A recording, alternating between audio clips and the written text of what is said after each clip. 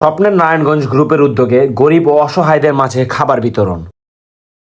নারায়ণগঞ্জের অন্যতম বৃহৎ ফেসবুক কমিউনিটি স্বপ্নের নারায়ণগঞ্জের উদ্যোগে জেলার বিভিন্ন স্থানে গরিব ও অসহায় মানুষের মাঝে খাবার বিতরণ করা হয়েছে। গতকাল 22 ডিসেম্বর নগরীর নগর ভবন এলাকা থেকে শুরু করে চাষাড়া ও আশপাশের বিভিন্ন স্থানে এই মানবিক কার্যক্রম পরিচালনা করা হয়।